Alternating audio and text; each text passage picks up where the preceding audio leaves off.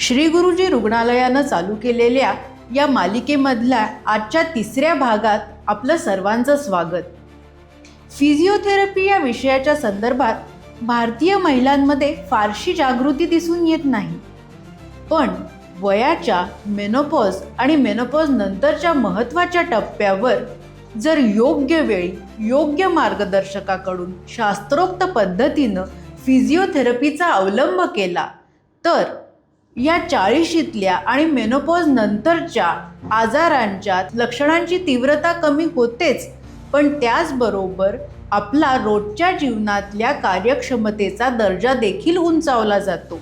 आणि म्हणूनच याविषयीचं महत्त्वाचं ज्ञान देण्यासाठी आज आपल्यामध्ये उपस्थित आहेत श्री गुरुजी रुग्णालयाच्या पूर्णवेळ physiotherapist doctor Bharati Pawar madam.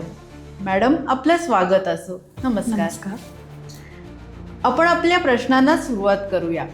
सर्वात प्रथम मला फिजिओथेरपी म्हणजे काय, त्याची व्याख्या काय, याबद्दल थोडं माहिती पाहिजे होती. फिजिओथेरपी म्हणजे वेदना, सूज कमी करणे, शरीराच्या अडलेल्या हालचालींवर नियंत्रण आणणे, शरीराची ठेवण म्हणजेच पोश्चर सुधारण्यासाठी किंवा स्टिफनेस, जॉईंटमधला स्टिफनेस कमी करण्यासाठी उष्ण किंवा शीत याच्या उपचार पद्धतीच्या साहाय्याने, त्याचबरोबर इलेक्ट्रोथेरपी आणि एक्सरसाइज थेरपीच्या व्यवस्थित सायंटिफिक यूज करून ट्रीटमेंट दिल्या जाण्याच्या प्रकाराला फिजिओथेरपी असं म्हणतात.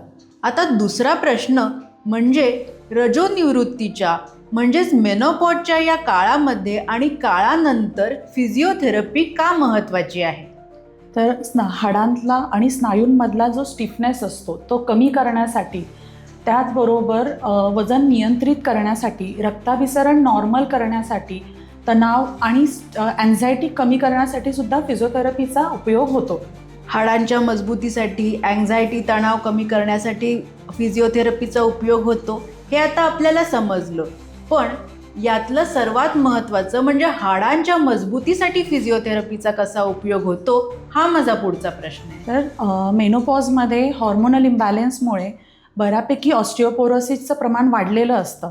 त्यामुळे हाडांची झीज व्हायला सुरुवात झालेली असते आणि फिजिओथेरपीमध्ये आम्ही balance exercises, weight bearing exercises आणि स्ट्रेचिंग एक्सरसाइजेस ह्या इन्क्लूड करतो, जेणेकरून हाडांची घनता टिकवता येते आणि पुढील भविष्यामध्ये होणाऱ्या फ्रॅक्चरच्या रिस्क आपण प्रिव्हेंट करू शकतो. आता इतर कोणत्या प्रकारचे व्यायाम फिजिओथेरपीमध्ये समाविष्ट असतात? तर stretching exercises, brisk walk, yoga, pranayama, त्याचबरोबर strengthening exercises, weight bearing exercises, balance exercises आणि सगळ्यात महत्त्वाचं म्हणजे पेल्विक फ्लोअर मसल एक्सरसाइजेस, याचा समावेश आपण करू शकतो. तर madam, pelvic floor muscle exercises, strength training exercises आणि बॅलन्स एक्सरसाइजेस याच्या संदर्भात मला थोडी आणखी माहिती हवी होती. स्ट्रेंथ ट्रेनिंग एक्सरसाइजेस म्हणजे हलके वजनाचे एक्सरसाइज, जे आपण हलक्या डंबेलच्या साहाय्याने किंवा हलक्या रेझिस्टंट बँडच्या साहाय्याने आपण हातांचे, पायांचे एक्सरसाइज आपण करू शकतो, ज्यामुळे हाडातली आणि स्नायूंमधली मजबूती आपण वाढवू शकतो. त्याचबरोबर तुम्ही विचारलं की पेल्विक फ्लोअर मसल एक्सरसाइजेस, तर पेल्विक फ्लोअर मसल एक्सरसाइजेस ह्या युजली ज्यांना युरिनरी इनकॉन्टिनन्स म्हणजे लघवी थांबून होणे किंवा युरिन लिकेज होण्याचे ज्यांचा प्रॉब्लेम असतो, त्यांच्यासाठी युरिनरी ब्लॅडरच्या मसलचं स्ट्रेंथनिंग करण्यासाठी ह्या एक्सरसाइज सांगितल्या जातात. त्या म्हणजे किगल एक्सरसाइजेस. किगल एक्सरसाइजेस ह्या बेसिक किगल एक्सरसाइजेस आहेत आणि ॲडव्हान्स किगल एक्सरसाइजेस. यात आपण पेशंटला सांगतो की लघवीची जागा घट्ट करून ठेवा, त्यात 1 to 10 सेकंडचा आपण होल्ड घ्यायला सांगतो.